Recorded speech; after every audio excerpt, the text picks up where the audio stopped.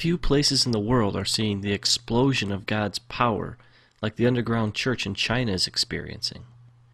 And in the last 60 years, China's communist government has done its best to wipe Christianity off the map.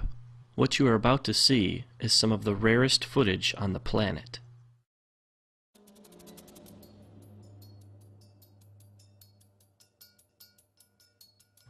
In this church, the people wake up at 4:30 to come together for 2 hours to pray and worship. They do this every day.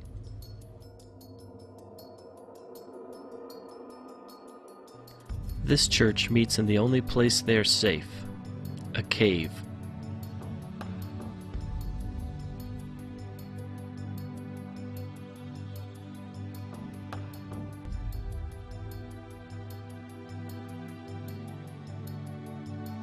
This church meets on a farm, far away from prying eyes.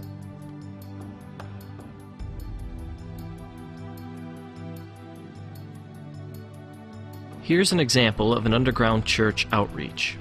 The people sitting are Christians. The people who are standing are not. This particular preacher was once crippled, but was healed when someone prayed for her. She now preaches the good news of Jesus to anyone who will listen. In this particular meeting, over 1,000 people became Christians.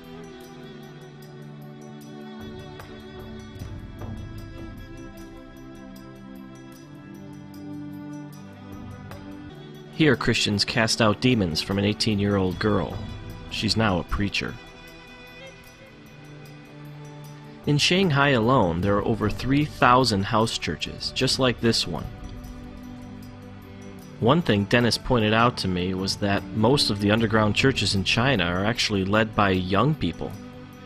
These kids have all come out of the communist system, and they want nothing to do with it. They only want to spread the love of Jesus to everybody they meet.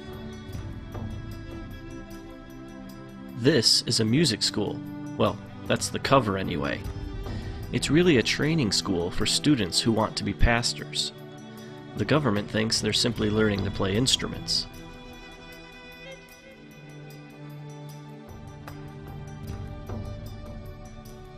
One thing I quickly realized about the Chinese church is that it's a lot different from the American one. For one thing, they think a 4-hour sermon is short. In this church service, it's 120 degrees inside the building. The people meet for 12 hours straight.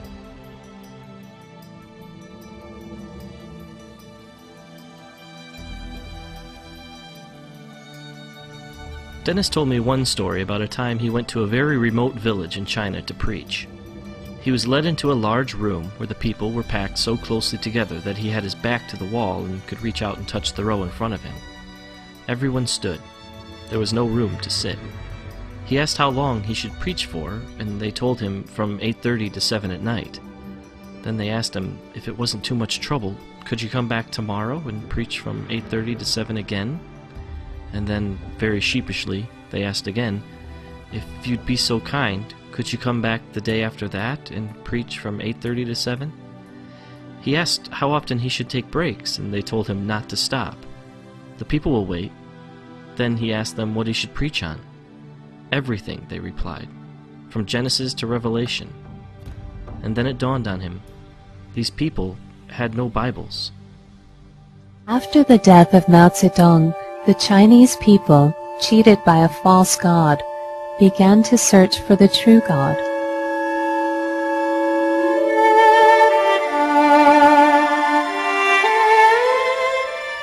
For the first time in their lives, people from the lowest levels of society came face to face with God's unconditional love, with Christ's sacrifice on the cross, and with the knowledge that in God's temple they had value and dignity. How could they not rejoice, like everyone who has received the most precious gift in the world?